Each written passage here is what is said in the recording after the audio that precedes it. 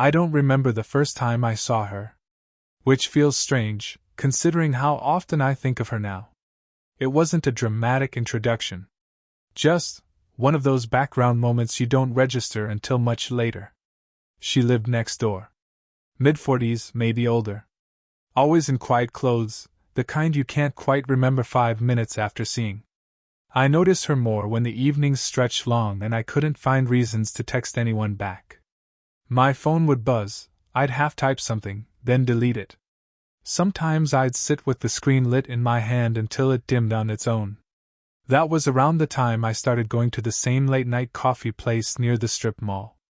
It wasn't a good cafe, fluorescent lights, burned espresso, but it stayed open past midnight.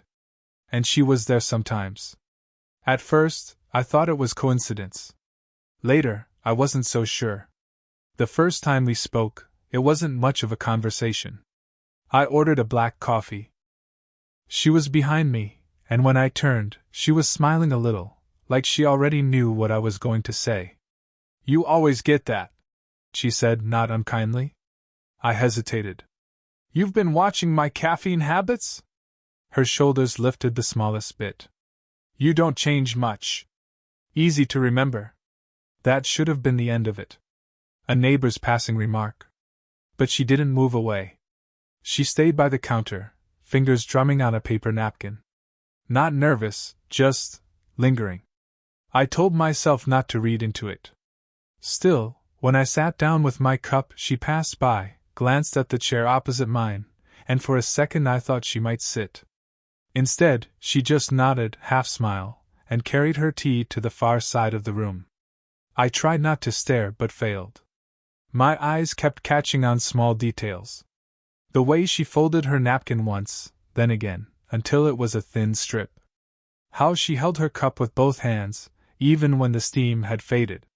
It became a routine. Not planned, but inevitable. Every few nights, we'd cross paths at the cafe. Sometimes we said nothing. Sometimes we traded a sentence or two. It always felt like there was more under it, but neither of us tugged. One night, rain smeared the windows, and the place was empty except for us. I caught her looking at me, then away. I pretended to scroll my phone. Out of the corner of my eye, I saw her lips part, like she might speak, but she pressed them together instead. That silence stayed with me longer than any words could have. Back home, my apartment felt smaller than usual. I poured myself a glass of water, left it untouched on the counter. Through the thin wall, I could hear faint movement from her side. Cabinet doors, running water. Ordinary sounds, but I caught myself listening too closely. I picked up my phone, typed out, "Did you get home safe?" Then erased it. Neighbors don't send texts like that. Except, she must have thought otherwise. At 12:41 a.m., my screen lit up with a number I didn't recognize. Just 4 words. "You always get black." I stared at it for a long time, thumb hovering over the keyboard. My chest felt heavier, but not in a bad way. Like something had shifted, even if I couldn't name it. That was the first night I realized, maybe she'd been paying attention longer than I had. The text didn't turn into a conversation.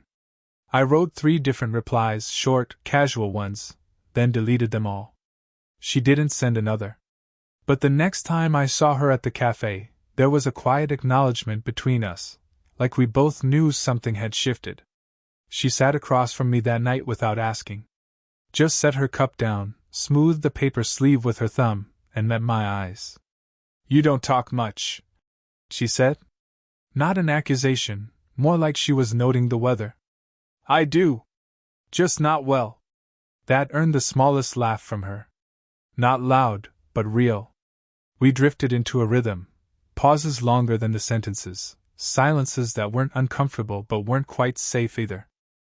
She told me she used to live overseas. A marriage that ended years ago, no kids. She didn't sound bitter, only matter-of-fact.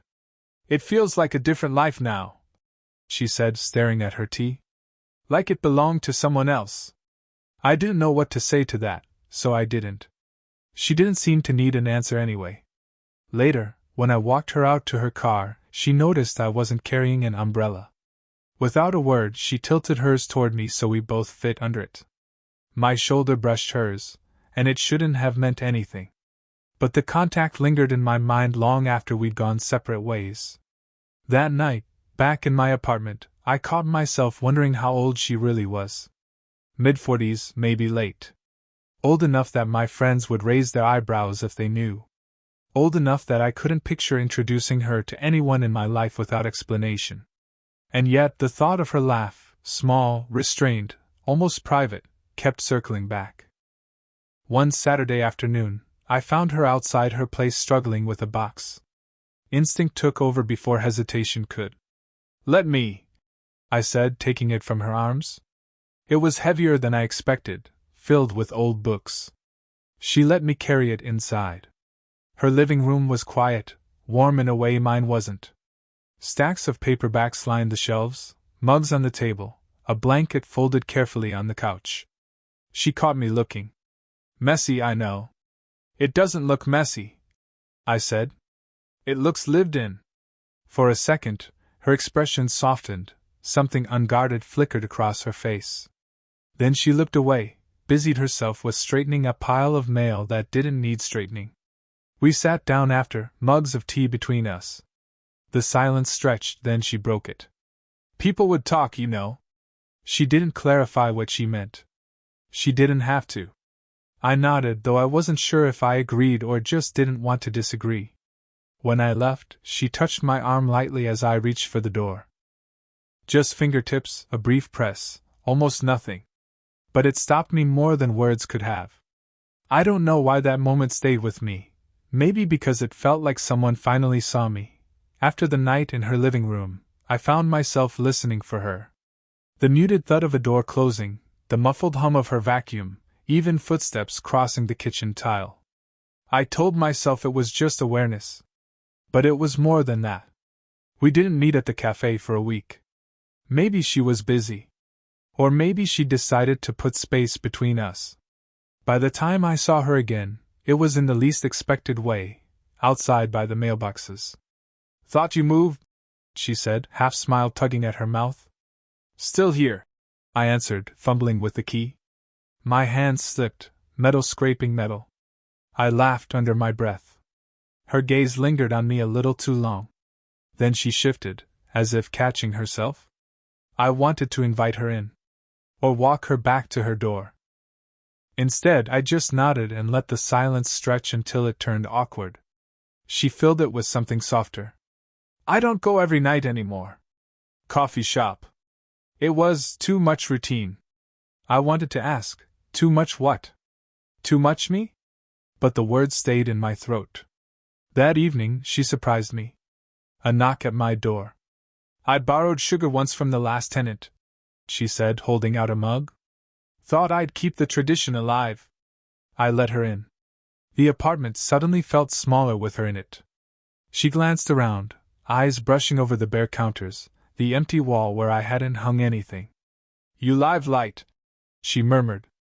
We ended up sitting at my kitchen table, her fingers wrapped around the mug though the tea had already cooled. There was so much I wanted to ask, why she'd really come, whether she'd thought about me the way I thought about her, but I kept folding the edge of a napkin into smaller and smaller squares instead. Then, the interruption. My phone lit up on the table, group chat from friends, the screen bright with names she didn't know. She glanced at it, then at me. Something unreadable flickered in her expression. She straightened in her chair. "You're young," she said softly, almost like she was reminding herself. The air shifted. Heavier. I leaned forward without thinking, elbows on the table, close enough to notice the faint line of tiredness under her eyes. She didn't move away. Her hand rested inches from mine, steady, but her breath hitched once. It felt like we'd stepped into a thin space between choices. My thumb brushed the corner of the napkin, hers stilled against the mug. Our eyes caught, longer than they should have. Long enough. For a moment, the distance between us seemed negotiable. I thought about reaching out. Just a hand, not even more. But then she broke the gaze, shook her head, almost imperceptibly. "Maybe I should go." she whispered. I didn't stop her. But I didn't move either, sitting in the charged silence she left behind. And for hours after, I kept replaying the way her lips had parted, like she'd almost said something else. We walked one evening without planning it. Both of us stepping out at the same time, either pretending it was coincidence. The air had that late summer weight to it, still warm but heavy, cicadas buzzing in the distance. She carried nothing with her, just her keys.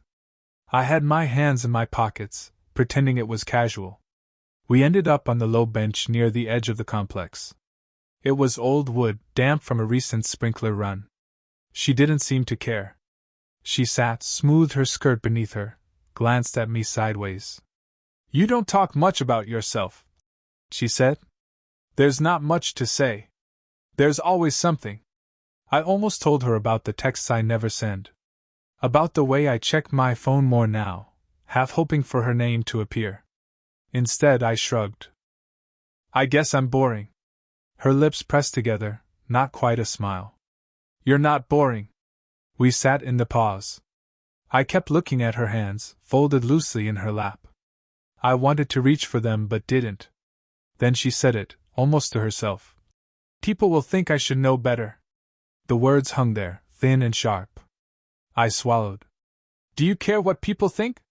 Her laugh was quiet, humorless. Too much. Not enough. Depends on the day. Something cracked open then. She turned toward me, eyes clearer, more direct than before. You make me feel seen. And that's dangerous. The sentence landed heavy, though her voice was soft. I didn't know what to do with it. My chest felt both lighter and tighter at once. You're not the only one who feels that, I said, the words surprising me as they left. We didn't move closer, but the distance felt different. Compressed. I could hear her breathing. She looked at me like she was searching for something. Confirmation, denial, I couldn't tell. Her hand lifted slightly, then stopped, hovering in the space between us. She shook her head, pulled it back, rubbed her temple. This isn't fair to you, she whispered. I wanted to argue. To tell her it wasn't about fair. But the words tangled, stuck. Instead, I asked, Then why are you here? Her face shifted, vulnerability flickered through, almost hidden, almost gone. She didn't answer right away. Just stared at me, lips parted, eyes unreadable. For a second, I thought she might lean in. For a second, I almost did too. The air between us hummed with what we weren't saying. Then she looked away, into the dark line of trees, and let the silence answer for her. I sat there, heart drumming in my throat, wondering if that was the closest we'd ever get, or if it was just the beginning. After that night on the bench, things shifted. Not in a way I could name. More like a change in the air pressure, you only notice when your ears start ringing. She stopped going to the cafe. I waited the first night, thinking she might walk in. By the third night I knew she wouldn't. Our paths didn't cross the way they used to. The timing felt off.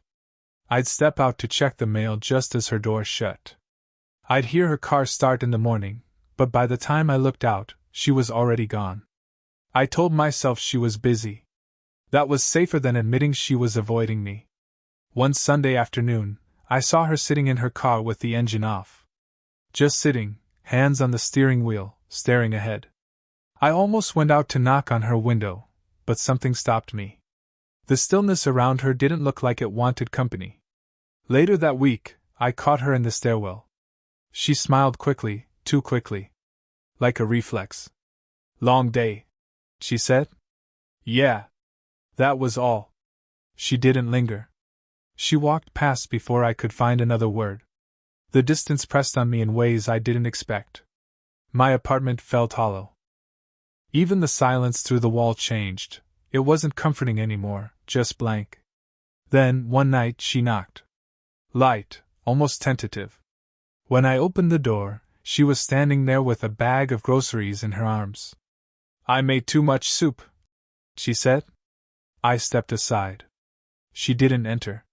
Just handed me the container and added, Don't read into it. And before I could reply, she was gone. I stood there, soup cooling in my hands, trying to decide if that was kindness or distance disguised as kindness. The twist came a few days later. I was walking back from the lot when I saw her talking to someone. A man, maybe early 50s. Well-dressed, leaning casually against her car like he belonged there. She laughed at something he said. The sound hit me harder than it should have. I slowed, almost stopped. She noticed me. Her smile faltered, just a flicker, then returned as if nothing happened. The man glanced at me, curious but indifferent. I walked past without a word. That night I typed out a message, "Were you okay today?" Then deleted it. Wrote another, "Who was that?" Deleted that too. In the end, I sent nothing. My phone sat face down on the table, blank screen reflecting back at me. I didn't feel heartbroken. I felt paused. Like life forgot to finish the sentence. The next evening, the cafe chair across from mine stayed empty.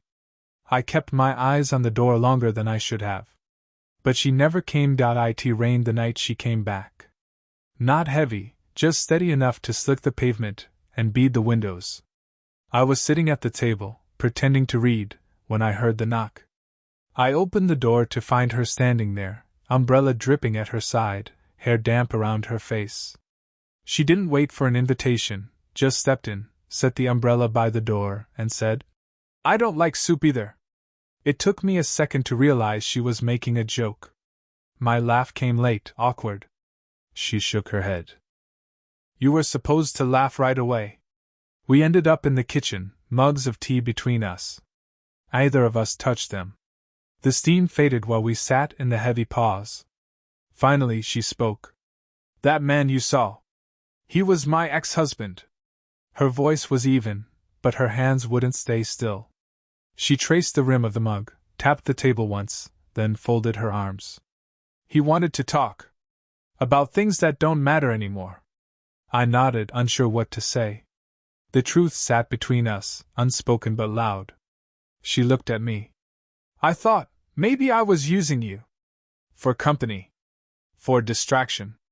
Her words weren't cruel, but they landed sharp. I swallowed. "And now?" Her eyes held mine steady. "Now I'm afraid I'm not." The silence after that stretched long. My chest tightened.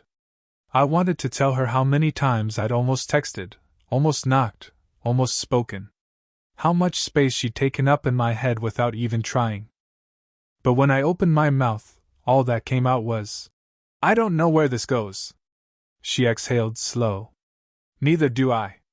That should have been the end of it. Two people admitting confusion, leaving it there. But the room felt too small to hold what was unsaid. I pushed the mug aside, leaned forward just enough that my words didn't get lost. "But I keep thinking about you. Even when I don't want to." Her lips parted like she might speak, then closed again. She pressed her hand flat on the table between us. Not reaching, just there. For a second I froze. Then I placed mine beside hers. Close enough that our fingers brushed. Not interlaced, not holding. Just a touch. She didn't move away. She stared at our hands, then at me, and something in her face softened. Not relief, not certainty. Just permission. We sat like that, the rain pattering steady against the glass. After a while, she smiled. Small, tired, but real. "Okay," she whispered. That was all. No declarations, no promises. Just okay. And somehow, that felt like enough. It didn't happen all at once. No sudden shift, no line crossed in the middle of the night. Just a slow rearranging of habits, like furniture moved an inch at a time until the room felt different. We didn't talk about what we were. We just started showing up. Some mornings, I'd leave for class and see her already at the bench with her thermos of tea. Other nights, she'd knock softly, carrying leftovers, and we'd eat at my table. The tension didn't vanish.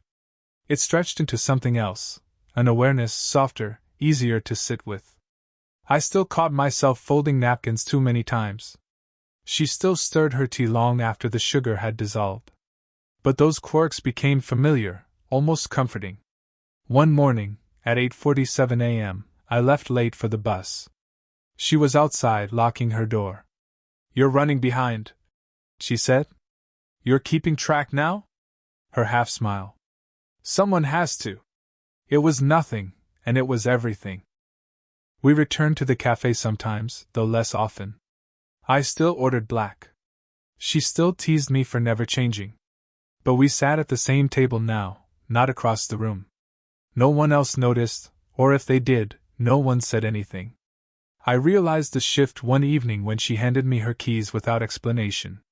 "Can you water the plants if I'm gone a few days?" She didn't need to add "I trust you." It was already there. Life didn't suddenly get brighter. She still had days where the past pulled at her shoulders, where she went quiet and withdrew into herself. I had my own, long, empty evenings where doubt crept in, where I wondered if I was too young, too temporary. But we stayed. Not perfectly, not always smoothly. Just stayed. Sometimes we'd sit on the same bench as before, not talking, watching the sprinklers mist the grass. Her hand would rest near mine, close enough to feel the warmth. No big gestures. Just presence. Looking back, I think that's what it was all about, not the near kisses, not the silences heavy with what-ifs. It was the way she remembered my coffee order, the way I noticed when she'd left her light on too late, the way we carved out space in each other's routines without needing to name it.